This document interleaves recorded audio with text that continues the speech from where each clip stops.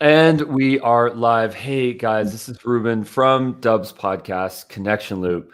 And today we're going to talk about a subject matter that I am totally passionate about, that definitely just took a jarring pivot in I think all of our lives, which is how to build a healthy work culture. And a lot of this happens through leadership. A lot of this happens through creativity, nurturing folks on our team.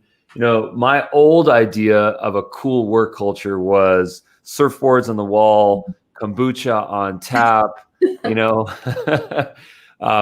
great food in the communal kitchen, a place with ping pong and with foosball. And, now a cool work culture is a cool chair, that has a massaging back on it.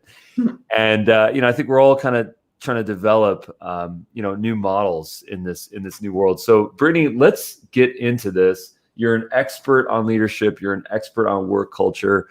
What's going on? And please also give us a little bit of bio on yourself, just so we have some context. But tell us what we don't know and what we need to learn here. Well, thank you for having me on. My name is Brittinay Lenhart. I'm the owner of Work Culture Consultant. And a little bit of background about me. I was in the Air Force for almost a decade. And then I got out of the service and did a few contracting things on the side. And thank you for your service. Oh, thank you. I just realized that I really wanted to work for myself. And I was like, I went to a Tony Robbins, seminar, and I was like, I got to figure out what it is that's going to make, I can make money off of, that I'm passionate about. And I realized that I couldn't find at least somebody who consulted in like how to make a work culture better. And I was just like, I'm doing it. Nice. And I made Work Culture Consultant, and my education, master's and bachelor's, is in organizational management and leadership. So I kind of just made it happen. It's been when I was in the military, I realized, because I've been in toxic situations and I've been in really good ones, and it always stemmed from the leadership or lack thereof. How productive we were. If it was a fantastic team and we got a lot done, it's usually because we had awesome leadership. And if it was the opposite, it's because we had someone in a leadership position that was usually toxic, and none of us benefited from that. So not only have you innovated on this idea of helping people with their work culture, but also you've pivoted your own business to now really have it focus on a remote first environment, which I think is amazing on multiple levels, because it's such an important topic. Yes. When COVID hit, there was a lot of people. I mean, it hit me hard too, because I lost some good clients because, they had to focus on how they were going to figure everything out, which I was totally understanding of. So it hit everybody. But I know that there were a lot of people that were like, how are we going to take, even if they had a good work culture, how are we going to take that and, pivot it to remote? How are we going to stay engaged? How's our productivity levels going to stay the same? And it really, had to do with it. I made a video on LinkedIn about this. 360-degree feedback is huge. That they had to make sure that they were keeping connected with their people. And it's the 360-degree feedback has to do with, not just like, hey, what I need from you as the employee, but also like, hey, what do you need from me as your boss, your supervisor, your leader, whatever, name you want to put on it. What do you need from me during these times, so that we can stay engaged and connected, and so that we don't get this separation. And that was one of the big things that I told all my clients. They need to ensure that they had that with their people. And based on the feedback that you've seen so far, what is the consensus? I mean, I'm just guessing, just kind of off the top of the dome here, I'm just guessing that what people are frustrated about right now is work-life balance. Okay, it's having to work in an environment. I was just on a call just 5 minutes ago where all I could hear in the background was kids screaming. Mm-hmm. And some of us got lucky. I got lucky because I have a second little garage that I turned into a studio with closed doors, and it's separate from the house. I got really lucky. Some people have basements. Some people don't have small kids. Some people don't have loud pets, But that's like the one thing that comes to my mind. The next thing that comes to my mind is this idea of not knowing when to turn off, because you roll out of bed and you can just work. It's not like the good old days where maybe you go into a physical space and you're there from 9 to 6, and then you can at least check out. I mean, yeah, we're always checking our email and we're kind of staying connected, but for a certain extent, there was some boundaries. And then the third one that just comes to me real quick is just Zoom fatigue. Being on so many live calls where actually you don't get the productivity, because working from home, you can be productive. In fact, you can be extremely productive. There's no commute times. There's no, wasted time at the water cooler, which is not really wasted time. That's obviously, camaraderie, but it's still a level of efficiency. But now I think what a lot of people complain about is that there's just too much time on Zoom. We're having too many meetings and we're not actually getting the work done. I have heard that. And it goes back to how it was in the office. How many times could this meeting could have been an email? And it's the same thing here. And what I'm seeing is that there are micromanagement issues. If there was micromanagement issues like physically within a workplace, and now there's, these bosses don't feel like they have control anymore. So now it's more Zoom meetings. Now I need to check and make sure you're online every 5 seconds. And it's like it's almost a disservice to good employees when you go remote like this, because if you have a micromanager as a boss, their anxiety is through the roof because they're like, oh my gosh, I have to figure out how I'm going to control you. And, my thing with clients is I try to either remedy or get rid of micromanagers, because they don't behoove the company or employees' productivity. Like, all these Zooms, if this can be an email or this doesn't need to be a Zoom, like, let people do what they need to do. There's so many people who just want to have freedom and flexibility, especially like millennials and Gen Z. The whole thing with us is that we want freedom. So letting us just go and do our job, it will happen. And if you give people the freedom to do that, you will see it. And like you were talking about before with, it's hard to, now that we're remote and like you have kids and pets and just, it's a hard place. My advice to try to separate work and home, because that's also a big thing, is that have a very dedicated space. And then as soon as you're done work, leave that and don't go back to, even if, I understand some people are in small apartments, like literally have a dedicated space and then leave everything there. Leave work, the whole situation. And leadership needs to also make sure that, being from home, a lot of people are okay with the fact that, oh, I can have access to you all the time now because you're home all the time. So depending on what state people are in or whatever, that's not fair to people. If it's a 9 to 5, it's a 9 to 5. Don't be bugging people at 10 at night, expecting, blasting people with emails and expecting, them, people need time off. And, that's been an issue I've seen, that now that everyone is working from home, bosses feel like they have complete access to them. And it's like, no, you can't do that. It's not good for the culture. It's not good for the relationship you have with people. So I suggest not doing that. I think boundaries is key here. I think that's a real big takeaway that I have here. Now, my question is, that needs to come from the leadership. That needs to come from the top, because if there isn't this accepted ideal that when work is done, work is done. If that's not accepted, then people are going to slightly feel obligated, I think, to always be connected. Right. And I think that there's kind of like this dual dynamic that happens, that if certain parties within leadership are actually micromanagers, which all comes from trust and fear and, insecurity. Right. And the other folks, also feel something where they might be insecure about job security. That's that's the recipe for a toxic environment. It's lack of trust and lack of faith, lack of security. And those two things, when they come together, is the worst combination of fear. My question for you is, how do we overcome those on a holistic level? When I brought up 360-degree feedback earlier, the reason I really push that is because it helps get a rapport and a good relationship. And like you said, trust. If if you can sense that your employee doesn't want to talk to you, there's some trust issues there. So the more communicate, it's better to over communicate in the beginning. One of my podcasts from a CEO that is completely remote said that as well, that you need to, in the beginning, at least over communicate with each other, not saying over Zoom, just like, what do you need? How can I help you? So getting that type of trust factor is important in the beginning.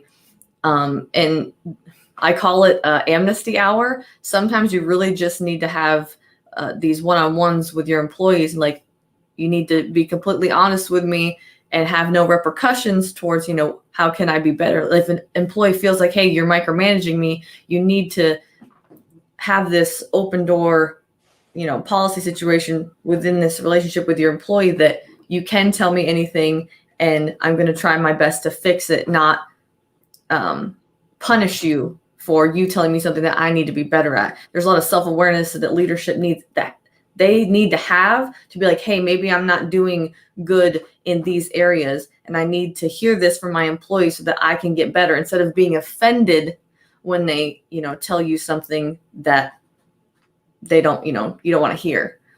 Right. Well, I mean, there's also, and this is obviously more relevant for larger companies, but there's also this idea of anonymous feedback, which I've never pursued that in my life. I've never put in an anonymous note in a workplace environment, complaining about something or saying something or raising my hand. I've always just been forthright about it and face to face about it. And I don't know if that's always the best solution, because sometimes it can actually work against you.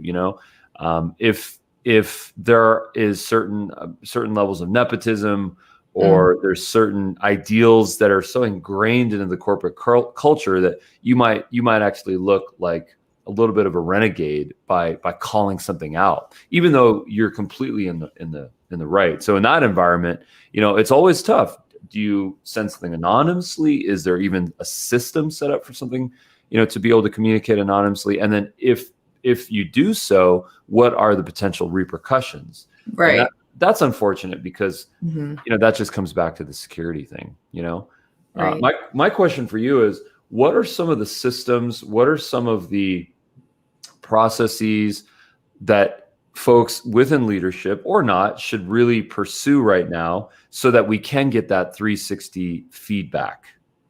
I'm just thinking of a Google form. I'm thinking of simple surveys that we can fill out. Where do we get those questions? What is the process? How do we develop and systematize this? So, like you talked about before, and I'm a huge believer in this, is that, change stems from the top. Leadership has to be the one to implement things. And so I believe, and I suggest with my clients as well, that they do these, the equivalent of a pulse survey. Mine is called a cadence survey, whatever you want to call it, but you need to get a feedback from your people, and it needs to start from the top. And surveys, most employees, when they do these surveys, these climate surveys, they're like, oh, great, another one that's going to go absolutely nowhere.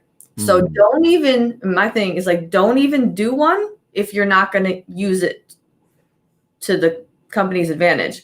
Like, if it's just something you're doing for an HR, like, I checked the box, see, I asked my employees what whatever, that does nothing. If you truly want to know and you want to fix your culture, or really understand what's going on with your people, do one, but customize these questions from the top. Like, really focus on what it is that you want to understand from your people, and then get with HR, and then, do it. And then get the data analysis back and figure out what you're going to do. Take all the information and then bring it back to the employees. This is what I've found. And now that we have the self-awareness that this is an issue, this is what we're going to do about it. Don't just, so many times they just have a survey and then you never hear about it again. You need to do the survey, get the data back, and then bring it back to the people with a problem solution situation. This is what we're going to do about this now. And then that helps with trust too. Like, oh, wow, they actually heard me. They listened to me, and now they're going to do something about it. Wow. Yeah, that makes a lot of sense. Yeah. I mean, action is so important here, because it comes back to trust. If there's going to be a survey, a system, a questionnaire that goes out, but then nothing is actually done about it, that's actually going to have a negative effect. Which Agreed, I think, 100%. It's because gonna then I love how you put it, because then people are just going to blow it off. And then the next time it happens, people are going to say, listen, I don't trust this. Nothing is going to is good, that's going to come out of this. I was thinking about it as you were saying that. I kind of realized that in a lot of ways, there's this kind of spiritual analogy when it comes to work culture, in that historically work culture is kind of like going to, an organized spiritual place, a church, a temple, a place where people get together, even a yoga class, but now work culture, a lot of it is actually internal. It's in our minds. It's our mental health. And it's the way that we connect to others, and it's the way that we interact with certain things, and the way that other folks deal, and the way that we deal with things. And there's this kind of, introspective, kind of spiritual element to it, where, our mental health, I think, is one of the most important things when it comes to our work culture, because that's where trust comes. That's where security comes. That's where just feeling confident, feeling safe, Oh, 100%. How can we improve mental health within the workplace? How can we make lines more open, more transparency, make it less of a taboo, really be there in a compassionate, empathetic, helpful way to folks, when they are going through stuff? Because guess what? We all are. Absolutely. I am glad you brought this up, because, I always say that, work culture is a vibe. And when you go into a place and you can feel it's wrong. I mean, it's my hippie thing there. You can feel as soon as you walk into somewhere, whether it's bad or good for the most part, especially if it's real awesome. Like I walked into Virgin Orbit before, and I felt excited to just be there. Everyone was just so, there was an innovative place and everyone was excited, and you could just feel it was a good vibe. It was a good work culture. I've also worked at other places before where you walked in there and your energy just was depleted from you because it was so toxic. And so from a spiritual level, if you will, it's important that we have this, self-awareness that, does this place make me feel good? Does it make me hate waking up in the morning, or does it make me excited? Like, we're going to get stuff done today. That is work culture to me. Like, if you have a good work culture, you're excited to come into work. And, there's certain jobs that I completely understand that you might not be the most excited, but as long as you don't absolutely hate waking up in the morning, you have at least a decent work culture. And that's what I'm going for. That's my mission, it's like a mental health thing. That's what really made me make this company, was because I've been in that situation where I loathed walking into this place I worked at. And it's like this, and it wasn't productive. It was super toxic. Everyone was unhappy. And it's just like, there's no need for that. We can do so much more when people are excited and want to get things done. So let's do that. I don't understand why people don't get that. I feel like it's such a easy thing. Like, of course you want everyone to be happy at work. They're going to be more productive. Your bottom line is going to be heavily affected by the fact that, if everyone hates coming into this place, you think you're going to get the most out of the people? No. Right. So you need to care about your people and the culture that you provide. And like you said, it's not all, Google, beanbag chairs and kombucha and this and that. It's more than that. And so going remote, it is a lot harder. And I think we're all still trying to figure out how we can get better about that. I know that some CEOs have told me that they've had happy hours via Zoom. They try not to have so many Zooms throughout the day that's not a necessity. And then just having this is not work related at all. This is just us rapping back and forth. And supposedly that's worked for some people. So that's a suggestion, is to have happy hours that are nothing about work, just getting together. That's been one thing. Again, less Zoom calls and just letting people work. The beauty of being remote is that some people, especially like me, more introverted people, are happy to be working from home. Unfortunately, there's a lot of extroverts that hate this. And so to try and accommodate them, you need to know your people. And if they are more extroverted, you might want to reach out to them more, because they might just need that interaction with people to be more satisfied. But there's so many levels to this, but we just need to Ask what they want, what employees need. If they want more interaction, give that to them. If they say, I can be more hands off, do that. Just listen to people. And if they are being productive with what they're asking, then just give it to them. Mm-hmm. Yeah. There's so, as you were saying that, there was so many things I was thinking about that kind of just amplifies, I think, some of your notes, in terms of, giving people what they need, ways to kind of cure us, to heal the soul, to make it more comfortable. I have this idea that, for some time, so many years, within the last so many years, so many companies have adopted this idea of we're a pet friendly company. Yes. I'm all about it. It became almost comedic, where you go into some companies. LA, definitely huge proponent of this. A lot of LA tech companies where you'd go into the corporate office and like 1 out of every 4 people have a dog, like in their cubicle, and there's little cages set up and little, potty pads and stuff. And, I think the reason why a lot of people adopted that was because, it's this idea of therapy. It's this idea of companionship. It's this idea of larger purpose, being a nurture, And I feel like there's not a lot of that right now that people are talking about at home. Like, I don't know if dog, cat adoption rates have increased from this. I don't know if people are at home more, if they want more pets. Right. Obviously with pets in the workplace, there's a lot of logistics that are hard.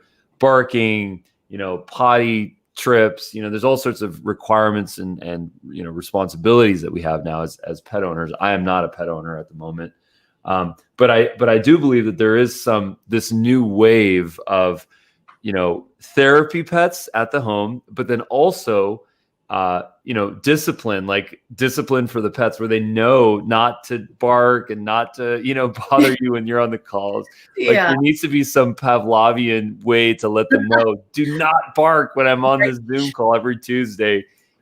So that happened to me on the podcast, like, a few weeks ago, and thankfully the CEO was just laughing. He was like, "That's work from home," and I'm like, "Yep, sorry, my Basset Hound is really loud."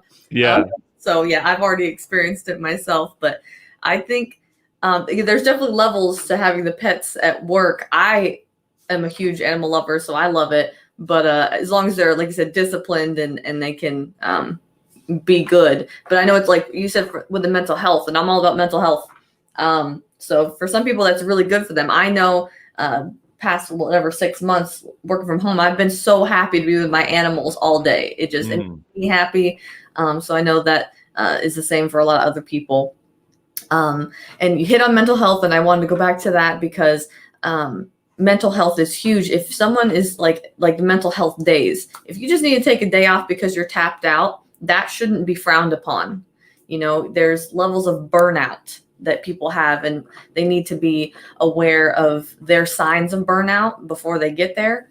People just keep, like you said, they don't, during this remote thing, they don't know how to turn off a lot of times because they feel, like you said, that like they're worried about job security. They feel like they have to be on all the time so that they don't have to worry about losing their job. And they just don't know how to differentiate between, like, okay, I'm off now, even though I'm at home and I feel like I'm still at work. Like, you have to separate those for your own mental health. And that's why I said I've talked to a psychologist before, and they even suggested that whole have a space for work. Like, don't just be, taking your laptop everywhere and just have a dedicated space so that you can have a way to mentally tap out when you're done, which is easier said than done.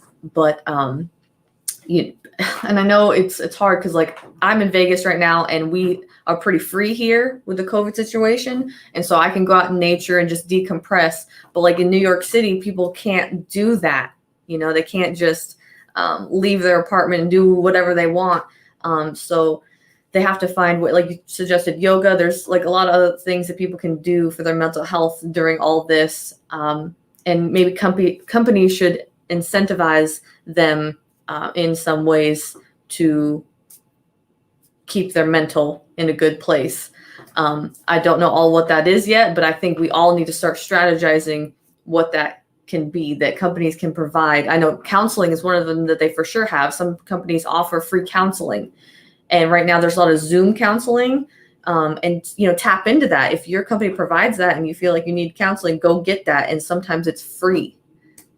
So use that if you need it. That's huge. I don't think a lot of people know about that. There's definitely some services out there where it's cost effective because it's using not just live, synchronous calls. It's also using some chat and some cool apps that I've learned about, for counseling. There's a couple of really kind of interesting, innovative ways. There's another model where it's like overseas therapists, where sometimes you need someone to talk to, and then also just friend networks, just accountability partners, and kind of support friends. I think that's really important.